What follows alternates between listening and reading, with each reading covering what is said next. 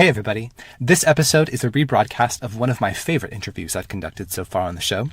I'll be mixing these best of episodes in with brand new interviews over the next few months. I encourage you to check them out if you're new to the show. And if you've been a long-time listener, side note, thank you, I encourage you to listen again, as you might just catch some insight you didn't before. Enjoy. Hi, I'm Sean. I've always been curious about the answers to life's big questions. I thought it would be cool to seek some of those answers through conversations with others on a similar path. My intention with these conversations is to inspire you to think bigger, to challenge what you believe to be possible. I'd like to invite you to think outside the lines.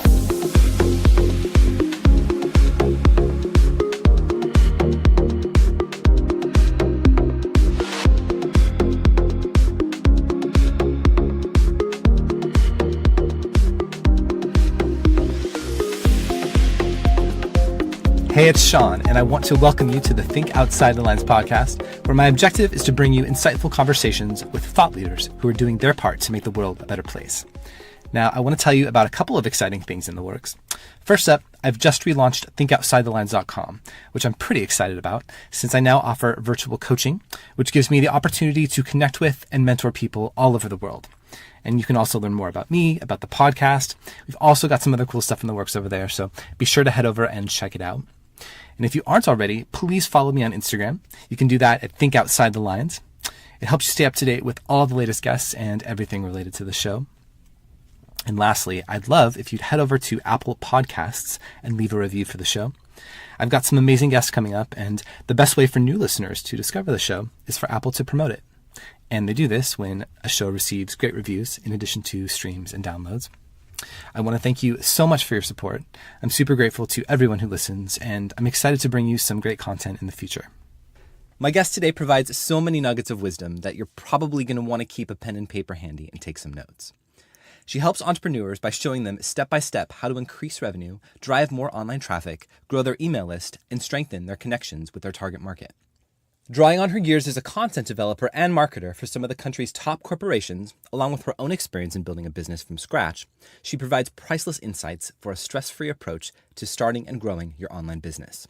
With an email list of over 150,000 subscribers, a devoted following on social media, and a hit podcast, she shows that nice girls and guys don't have to finish last when it comes to making a living and a life that you love.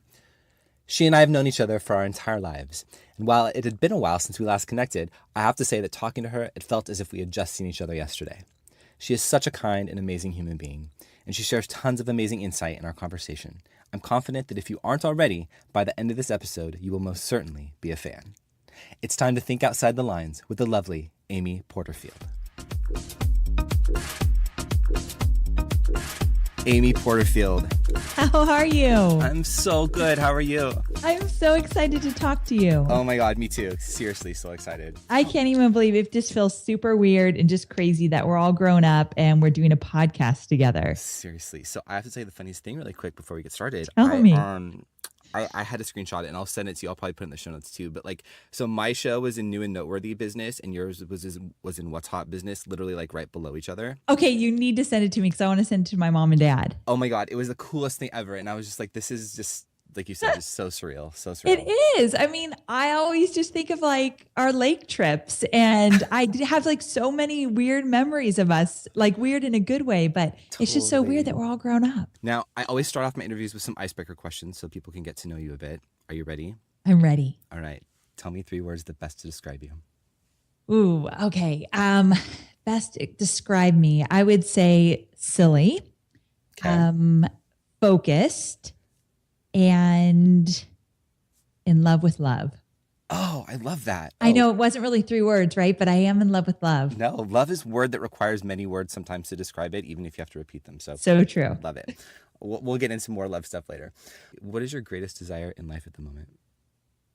To be a really good wife and mom. That truly is. I mean, I focus on work more than I'd like to admit, and it's a big deal in my life. But to be a really good wife and mom, that's a big deal to me. Oh, I love that so much. I know that'll resonate with so many people. Favorite place you've ever traveled to? Oh, I would have to say Gold Coast, Australia. Absolutely gorgeous. Have you ever been to Australia? No, I haven't. In fact, someone on the show the other day was talking about that. Tell me why you love it so much. It is just so absolutely perfect. perfect. It feels like hardly anyone is there every time I go. And there's tons of people there, but the beaches are so gorgeous and huge and the people are so friendly. And I just feel like I can be alone, but still be around some amazing people at the same time. And I usually, because I work so much and I'm stressed a lot and all that good stuff, I like that opportunity just to totally unwind. And when I go there, I feel I can do that every time. Totally. That's amazing. I love it. Tell me about someone you admire. Someone I admire. This is going to be a little bit cheesy, but it's really, truly the truth. I really admire my husband, Hobie. And let me tell you just real quick why. Okay. He is an amazing guy, of course, because I married him. But when he was 36 years old, he was a general contractor, hated the business he had grown, and he had built it himself and just hated it. And he said to me, Amy, and this will resonate with you, but he said, I want to become a firefighter. Oh my gosh. and because your dad was a firefighter and my dad was a firefighter, and that's how we know each other and grew up, then you know that that's kind of a big deal when you're 36 years old. Absolutely. Yeah, you don't go after trying to be a firefighter, especially not in Southern California. Anyway, he did. And this guy was amazing. And now he is a San Diego firefighter, loves his job. But he went through a lot and it was very humble to get there. And I just always think of, wow, if he can do that, that man can do anything. So I'm really proud of him. And it just kind of is a great thing to see. And it was a great thing for my son to see his dad go through that at such a later age, going for a firefighter. So I admire that. That's so cool. Honestly, I guess like that's the perfect example of thinking outside the lines because Truly. to be honest, like I think people have this misperception that you can't start over at any point in your life. I'm a believer that it's never too late to pursue the things that you're passionate about and things that you've always wanted to do. And I just feel like that story is such an amazing example of that. So it's so true. And I don't know if I believed that you could either until I saw that. And I'm thinking, hey, if you could do that, you can start anything at any age. Now I'm a believer. So I'm with you there. Totally. I love it. What would be the title of your autobiography? Oh my gosh, these are so difficult. What would be the title? Work in progress. Always. Love it. Love it. That's perfect. What's the best thing that's happened to you this week? Ooh, this week. Okay, so the best thing that happened to me this week is that I went to the gym 3 times. And that's a big deal because I do not love working out. Yeah. And I went this morning. It was my 3rd time this morning. And I have a trainer. And she's like, we're really doing this. And I looked at her like, yeah, you're really right. So it's kind of a big accomplishment for me. It's a tiny one, but it's good. I don't think that's tiny at all, especially because we're recording this in like late January. And a lot of people have given up on that resolution by now. I feel like it's one of those things where, you know what I mean? Like people start at the beginning of the year. So the fact that you're still in it. I am so in it. I am not giving up. This is happening. So yeah, it was a good week. Love it. Very motivating. All right. Finally, you can recommend one book that will change someone's life. What is it? So this is a workbook. Okay. It's called Rework. And it's all about looking at your business differently. And in my opinion, it's all about going about it a little bit more in a simpler fashion. And it is so good. And you can read it literally in one sitting. Rework, one of my favorite books. Sounds amazing. All right. I'm putting the show notes. We'll check it out. Cool. All right, Amy. So words cannot describe how excited I am to have you on the show today. First of all, I think we need to go like way back to the beginning. You and I have known each other. I think we've actually known each other since birth. Is that true? It has to be. That's what I was thinking. Okay. So our dad used to work together on the fire department, as you stated a moment ago. And I think that your mom used to actually babysit me, right? Oh, for sure. Yeah. Okay. So yes, I've known you my whole life. Yes. And I think we've kind of kept in touch throughout the years. And I followed your career trajectory on social media, and I'm ridiculously proud of everything you've accomplished. Oh, thank you. And so obviously when I started this podcast, you were naturally one of the first people I wanted to talk to. So thank you for being here today. Well, I'm excited just seeing you do this. I mean, you're right. We've stayed in and out of touch throughout all these years. And to be here with you, both of us talking about what we do now and kind of building the lives that we want, that's pretty amazing since we've known each other since diapers. So I'm just honored to be here. So I'd love for you to start off by telling us a little bit about your background and also kind of what you believe to be the message that you were brought here to share with the world.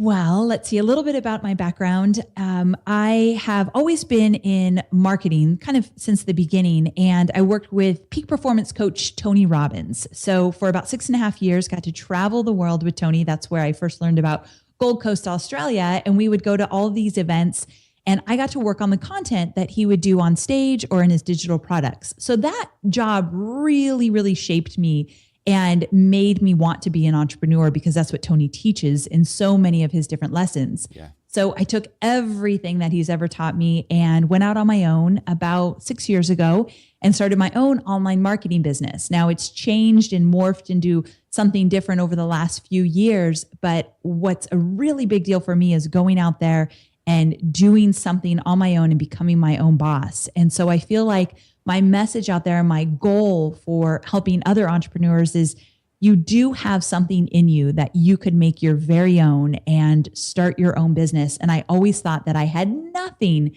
that would actually translate into my own business. And so the fact that I was able to do it, I have a big faith that most everybody can do something like this. So my goal is to help people build their businesses online using online marketing strategies, but not just build their businesses, build something they love, nurture something they love, and then from there, create a lifestyle by their own design, whatever that lifestyle may be. I love that so much. What do you think it is about like our generation in particular that has that aspiration? Because I feel like we're the first, I mean, obviously there's been entrepreneurs since the dawn of business, but I feel like there's something specific about our generation and people behind us even that just feel that need to work for themselves and do their own thing.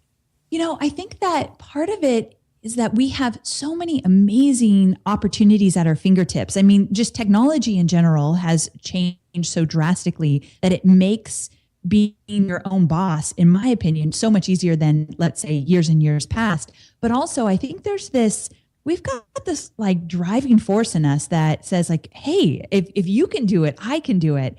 And I think so many of us realize it's not just about the work. There's a lifestyle that can be had in all of this as well. And you can shape that if you want. And I think that there's so much talk about like a lifestyle business, and shaping the life that you want doesn't always work when you're into a 9-to-5. So I think that's a huge draw as well.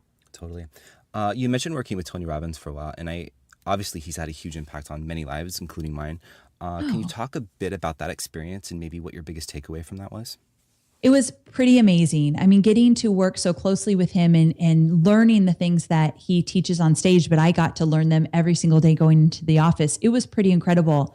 I have some lessons that I learned from him that I took into my own business and use every day. One of the lessons I learned from him was to become resourceful. So in my business, there's nothing that I feel like I can't do or can't figure out. Now, it doesn't mean it's going to be easy or I'm going to do it on my own, but I do feel like there's no such thing as no, Amy, we can't do that. And I think my team knows that, which is pretty cool. So it's nothing I ever hear. So resourcefulness, finding a way, getting creative is something that I've always done from the get-go. And another thing that I learned from him that was huge for me, and this is going to be helpful to anybody wanting to be an entrepreneur and start their own thing, is that you got to find some people that you admire and you really know are doing a good job and doing the type of work that you want to do, and model their strategies. Find out what they're doing, study what they're doing, see if you can get in touch with them and learn from them, or just learn from the sidelines. But you got to find someone who's doing what you want and model that, because you don't need to reinvent the wheel, and there's no need to these days. And I've always believed that, and basically how I've built my business. Totally. He also talks a lot about kind of how you start your day is how your day progresses. Do you have a particular like morning routine that you follow as a successful entrepreneur? I do now. Now it's always the workout has to happen before the work happens, because if I move my body and I actually focus on, let's start the morning out being healthy, I'm in a better place when I sit down. And I haven't always been that way, but for the last few months, I've been really thinking, okay, you're right. Tony has this routine. And quite honestly, in everything that man does, he's got a routine. And when it comes to getting up in the morning and what he does, he's so purposeful about that. And so, yeah, I definitely am. I get up before my boys get up. So I have a son and my husband. And so before the boys get up, I'm up. I do my quick journaling. I write a few thoughts down, and then I start moving my body. And then I have a good breakfast, and all of that has to happen before I get on email, before I answer my team or anything like that. And the thing is, I always want to get on email first. I always want to answer my team first. Yeah. So it is a habit that is really hard to break, not to check email, but I've been doing a pretty good job about it. Love it. Those are some amazing tips. So you're a pretty significant influencer in the online marketing space. I personally feel like there's a lot of noise out there in terms of online marketing strategy, but I feel like your content it's much more intentional and it really does offer a lot of value. Is it just that you're more intentional, or do you care more? Like, what do you think your secret is? Oh, what a great question. And thanks for such a nice compliment. I think I think why it resonates so much with budding entrepreneurs, especially, is because I have this motto, and my motto is pursue simple, get fancy later. And I didn't come up with that motto. A good friend of mine, Brad Martinow, came up with it. And I literally called him and said, I have to steal it. It has to be mine. And everything I do, I think about pursuing simple first. And so when someone's just getting started in their online business, there's some foundational strategies that you need to think about in terms of getting things started. One being, you got to build an email list. And so when I teach that, I don't make it complex. I don't make it like it's, we're doing really difficult things. I teach it in a way like, this is what you've got to do in order to build a business online. I always say, you really don't have a viable business online if you don't focus on building a quality email list. So I go about it in a really simple way. I also am very transparent with all of my big mistakes. Like, I am the first person to say what I do wrong and what I'm struggling with. And I feel like a liar if I don't. So my audience knows my good, my bad, my ugly. They know it all. And I take them behind the scenes. And one more thing, I do a lot of hand-holding in all of my teaching and my trainings. And the reason for that is because I know that's how I would want it. And I think sometimes when we're getting started, it feels like everybody else is doing bigger things than we're doing. And it's a horrible feeling when you start to compare yourself to everybody else online. And I can promise you, their life might look so nice and shiny and perfect, and they're making millions of dollars. Behind the scenes, that's usually not always the story. Totally. And so I really try to remind my students, you got to just put your head down and do the work, and we can't compare because you never know that story. Wow. You know what? I'll tell you right now, like, the short answer to your question, that was such valuable stuff that you just said. But the short answer to your question, from my perspective, is authenticity. I think that's why you resonate so deeply with people. I appreciate you saying that. I think if I had just said that, maybe I would have felt like I was tooting my own horn. But I'm glad you said that, because that's truly my goal. I just want to be real. I love that you have like a kindness about you. I mean, there's something in your voice. There's an authenticity there that really makes me feel like you care about the people that you're helping. And I think that really does resonate with people. Well, you have it too, mister. So you'd have that exact same thing. So I think that's going to help you go far. Thank you. Now, you also host a podcast, which I'm a huge fan of. Tell me a little bit about the podcast, what that experience has been like for you, and kind of what made you decide to get into the podcasting arena. Well, I knew it was important to have consistent content, and I wanted to have something where every single week I was creating original content. The challenge was, for many years, I tried to blog and have a new blog come out every week. And although I like to write, I'm not quick at writing, and I'm not the best writer out there. So it was a struggle for sure.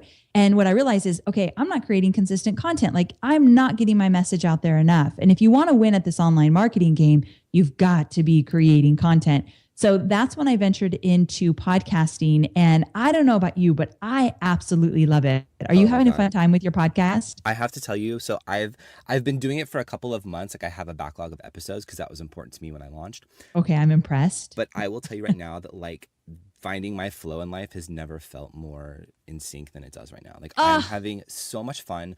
I love talking to people. And much like you, like, I always had an idea for a blog actually called Think Outside the Lines. And I was going to have like guest contributors and people that were out there doing big things. And then it kind of just occurred to me, I was like, I actually love talking to people. Why don't I do a podcast? And so that's kind of what the trajectory has been. But I have to tell you, it's the most fun I've ever had. And I can't say And it's just so cool because you can do solo shows where you teach your own strategies and get your message out there. But then you've got interviews that you can do and learn from new people. And I bet like me, like, I learned so much from the people that I interview that I feel like this is as much about me as it is about them. 100%. Yeah, I love that. Facebook marketing, you're literally an expert.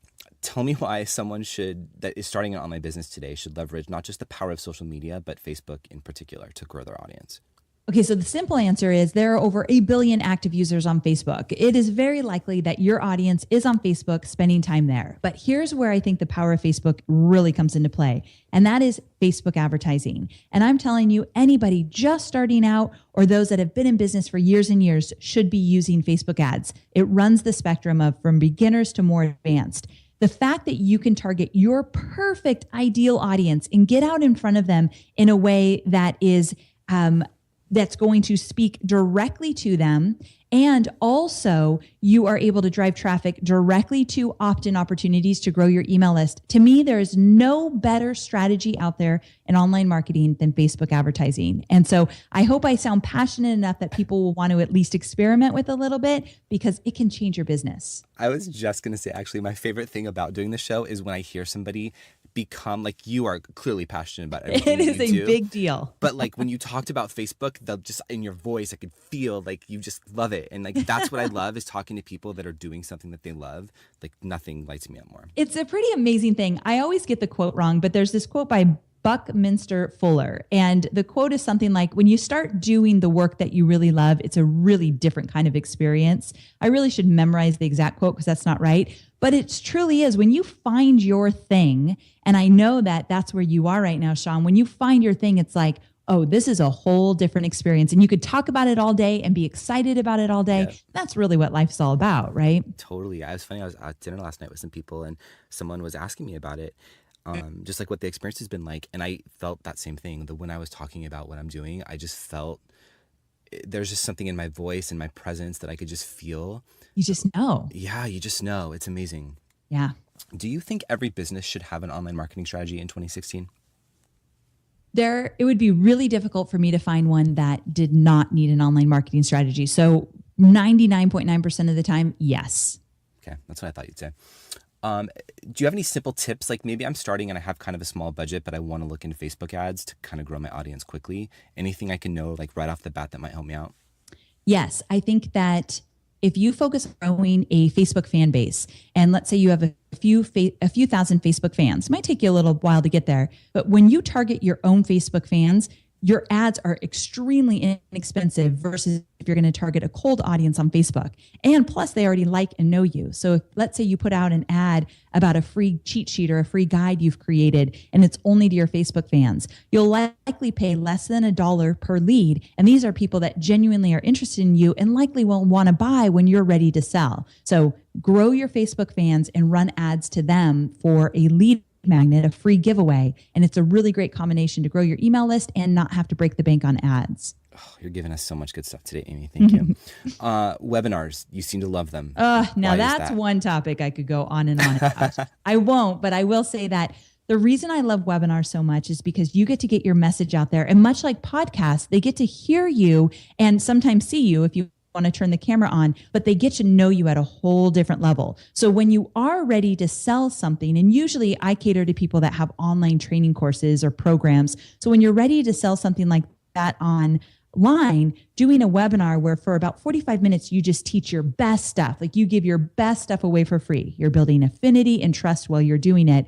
And then you get the opportunity to sell. You've earned it. You've already given away great, valuable content. So when you sell, people are engaged, they're interested, and you can make so much money. Not that it's only about money, but let's be honest, we're doing online businesses. We want to make a profit. I've never seen a bigger revenue booster than webinars when you do them right. So that's why I'm so passionate about them. It's fascinating to me. Like, I feel like I don't know where to begin with that. Like, everything you said resonates and I love it, but I wouldn't even know how to like begin to host a webinar or to like get people on my webinar. So I'm going to look to you and your podcast and your content for more information. I've got a free masterclass about that. So definitely check it out, because really I'm so glad you said that though. So many people, when I ask, why haven't you ever done a webinar? They're like you, they're like, I don't even know where to start. Yeah. And there's definitely a lot of pieces involved, but when you're ready to sell something online, that is a strategy you definitely want to look into. And like I said, I have a free masterclass that kind of walks you through how to get started. So I'm glad you brought that up.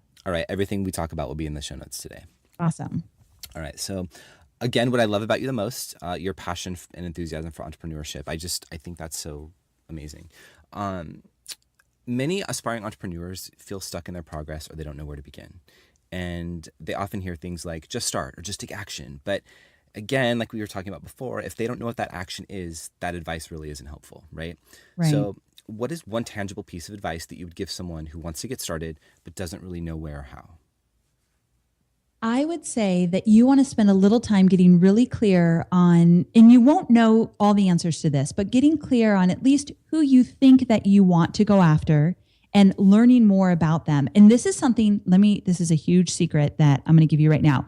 Most people won't do this, what I'm going to say. And I wish so bad that I had done it right from the get-go. But you're chasing a million shiny objects because everyone's telling you to do a million things, that it's normal not to do this. But if you sat down and said, okay, this is who I'm going after, and this is what I think they're all about and where their challenges is, and then you go find a few of those people and you get on the phone with them. You let them talk and talk and talk about the topic that you're hoping to start creating content around, and they'll tell you where their challenges are, what they want, what they need. That's going to really give you some great information and data and intel to start with. And then from there, the very next thing is, I do think you need to choose a content platform. Is it going to be a blog or a podcast or a video show? I think we all need our central hub. And like I said, right at the very beginning of this interview, my business has dramatically changed over the years. I used to only be known for social media and then only known for Facebook. Now I do list building and course creation and webinars. Your business can grow with you and grow with your audience, but you've got to start with a central hub where you're putting out original content. Usually it's a blog, but for Sean and I, it's a podcast. And I have to say, I think we would sway people toward the podcast world if we could. Absolutely. I think it gives you the opportunity to be more authentic. And not that writing doesn't, because there's a lot of people that have that natural ability with writing. But I think, again, like you and I have that love and I think a gift for conversation. And so that shines through. And it's amazing the people you can connect with on iTunes. Like iTunes is sending you traffic when you're in that new and noteworthy. People have listened to you, Sean, that would have never found you anywhere else. And that part I think is pretty fascinating. Yeah. I look at my stats on like my hosting. Aren't you blown away? I'm blown away that there's people like, hello, by the way, to people in Australia and Singapore, like literally all over the world. And it's just like so insane to me. I'm just like, I know how they're finding it because, the Apple juggernaut is definitely a bandwagon people want to be on, but it's so crazy to me to think that and I'm getting promotion, I'll Google the name of my show once in a while and I'll see where it comes up, and it's crazy to see that people just find it and talk about it. So very cool. Oh God, it's the coolest thing ever. Love it. Yeah. Highly recommend podcasting. 1,000%. Definitely. What is a challenge that you've encountered along the way that you would like to help someone listening right now who maybe they're on a similar trajectory and maybe you could help them not have to encounter that?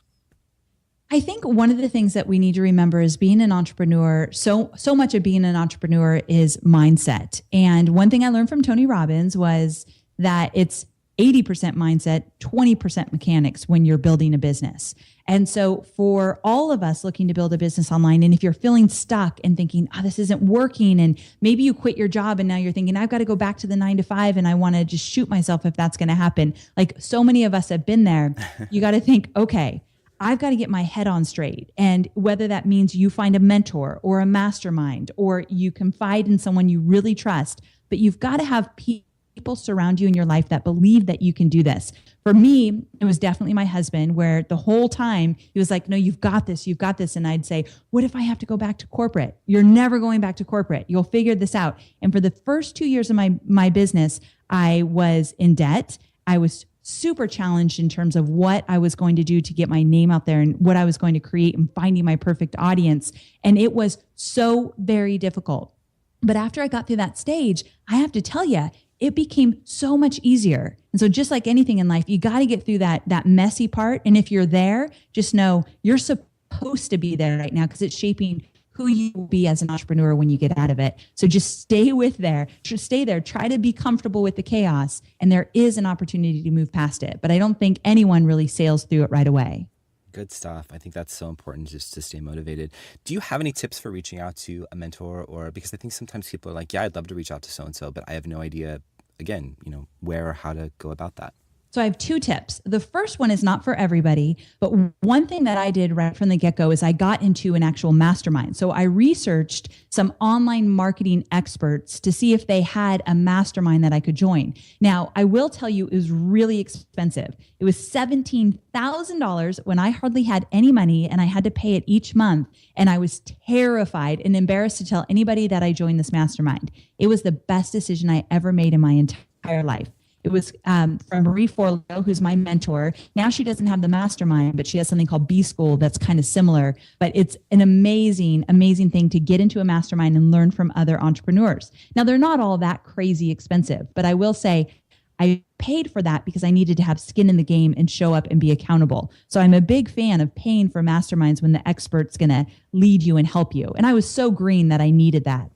But also, what you could do is you could find some people that you really admire, you love what they're doing, and you could always reach out to them and say, look, I'm looking for a business coach, and I'm wondering if you do any coaching, or if not, do you know somebody who does? And sometimes that means you want to follow their blog for a while, give them some shout outs on social media, really support them, and then approach them. I've been approached so many times by people that have said, you coach me. I don't do that kind of thing, but I know some great people that will. So I learn a little bit about them and then make some recommendations. So there's always going to be someone out there that will help you find a good mentor. You mentioned kind of like being in that space for a while where you're not able to figure things out and things are kind of muddy. And I think I personally know that's where a lot of people give up, right? Right there. Yep. They're out. And I think there's something to be said about, you can take all these courses, and a lot of the courses, yours especially, have really great content and valuable information, but you do kind of have to play with things on your own and figure things out on your own and maybe come up with even a variation of that, right? Like, you're teaching people the basic foundation, but they need to go through it and actually figure out how it applies to what they're doing. You're so right. And I think you need to remember, and this is something I haven't really talked about much anywhere else, but likely it's going to look a whole lot different, which I've already mentioned on this interview, but it's going to look a whole lot different a few years down the road. So don't be afraid to put your stake in the ground and say, this is what I'm teaching. This is what I'm all about. And if it morphs into something better and different down the road, that's cool. But I think people get scared about declaring that, and you've got to in order to keep moving forward. So yeah, you got to make it your own and just go with your gut in terms of what you want to do, and be really careful. This is something that's a big deal to me. Be careful you don't create a business that you don't actually like. So here I left a $100,000 a year job with Tony Robbins to do my own thing. I went out on my own and I started to do social media consulting for big businesses. And I hated it. I was so miserable. And that was the first 2 years of business. I had created a business that was making a whole lot more money, and it was miserable for me. So then I had to say, okay, wait a second. I know how to make money now. I know how to grow a list, but I am not doing the kind of work I want to do. I wanted to create online training programs. And so I had to change things around. So just be careful. You're not saying yes to a bunch of stuff because the money's there, because that's essentially what I did for those first 2 years. Oh, good advice. Good advice. What are some tools and tricks that you use to stay inspired and motivated in your life? Some tools and tricks. So let's see here. One of the things I do is I do listen to a lot of podcasts. I love podcasts, and I listen to the business ones, but I also listen to some fun ones because you get some great ideas when you step outside of your own niche. So don't you agree? Yes. Yeah. Copy Blogger is one of my favorite blogs. And what I learned from Copy Blogger is they said, stop only reading business books, stop only listening to business podcasts, and do different things and experience different things outside of your niche, and you're going to learn so much more. So I've been doing that. I'm addicted to Serial. Do you ever listen to Serial, the podcast? I have yet to venture into that territory. Oh my gosh, be careful because you can't get out. I know, that's what I hear. So that's one of my favorites. What do you think holds most people back from achieving their goals in life? I think doubting ourselves and beating ourselves up and not being patient with ourselves. I think it is really easy to look at everything that we're not doing right. And I know this personally because I will beat myself up more than anybody else ever could. And now, even after building a multi-million-dollar business, I still hear that voice in my head, like, you're not doing it right, or someone else is doing it so much better. But the great thing about when you start to get really successful in your business is you can silence that voice a whole lot faster. Thank goodness. I don't think it ever goes away, but I think what holds us back is actually believing what we're telling ourselves. It's not the truth. It's just a really wild, crazy opinion of our lesser self. And so you've got to be able to say, I hear you, but I'm not going to go there. And you just got to keep moving forward. And do not look at everybody else that's doing business online and compare yourself. It is the worst trap ever. I speak from very personal experience. I love that. Such good stuff. Now, you have unlimited money and resources. I'm giving that to you. Oh, I'm like, whoa, let's not get crazy here. How will you change the world? Oh my goodness. Unlimited money and resources.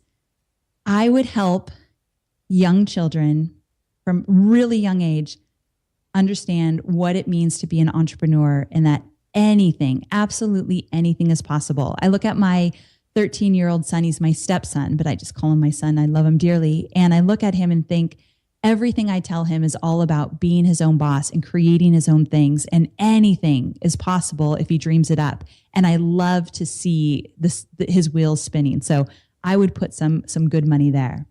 Amazing. What do you hope the world looks like 5 years from now? I hope it's a place that we are a whole lot more kind and loving online. I think one of the things that I see a lot is that people, because you don't really have to show your face or be in real life, are really mean online sometimes. And it can really cut people down. So I'd like to see that we become a whole lot more compassionate, especially with the things we say and we do online. Isn't that crazy? I think I've had this conversation with a lot of my guests actually about just being part of a generation where like you and I didn't have the internet growing up, right? So we lived this whole first part of our lives, I think, like as you should live in terms of like we had to go play and we didn't look at a screen all day.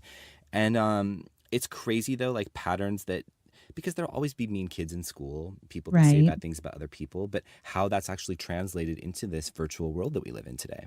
It becomes a whole lot more powerful when they've got that iPhone in front of them. Totally. So yeah, I think it's a scary thing. And I think if we put some attention there and really focus on trying to make it better, it's definitely something that could be good versus bad, but it scares me a bit sometimes. How can we make it better? What do you think? One of the things I think we could do is all of us who have children or are around kids, we've got to talk to them more. I'm constantly having conversations with Cade, my son, about the good and the bad of this world we live in terms of technology.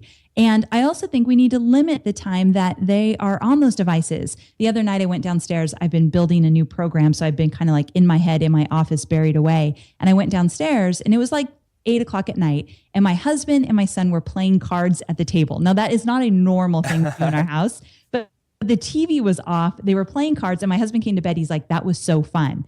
We need to do that more often. We need to turn off the devices. So It was really cool. I love it. I love it.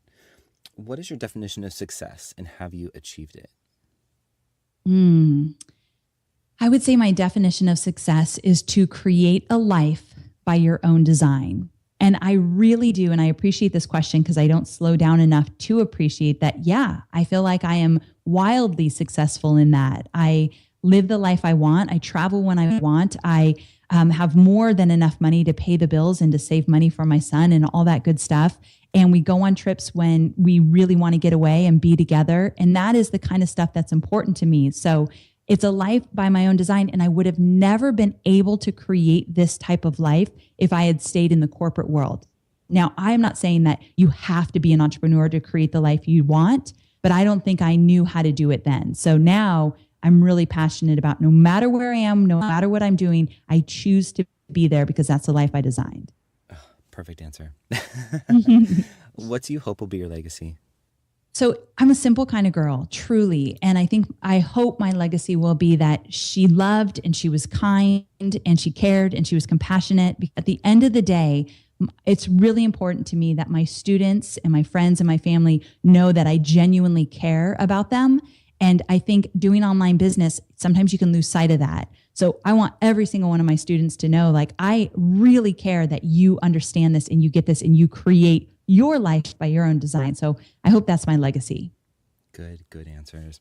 All right, Amy, tell us where we can connect with you on the web. Well, thanks for asking. You can go to amyporterfield.com. Sweet. Amy, thank you so much. It means so much to me that you took the time out of your day to be on my show. You are an amazing human being, and I am so proud to know you. Please. Well, thank you so much. And even though I know you're all grown up now, I still see you in swim trunks at the lake, playing in the sand, and you're like 5 years old. And I think you'll always be 5 years old in my mind. So I love seeing what you're doing, but it was really great to connect. All right. I want to thank Amy again for chatting with me today. So much valuable content in there, and she really is as kind and authentic as she comes across. As always, you can find the links for everything we talked about today in the show notes, which can be found at thinkoutsidelines.com/podcast. And if you're enjoying the show, please head over to iTunes and be sure to subscribe. And if you have a second, please leave a review. Until next time, go out there and do what makes you happy today. And remember, the best way to predict the future is to create it.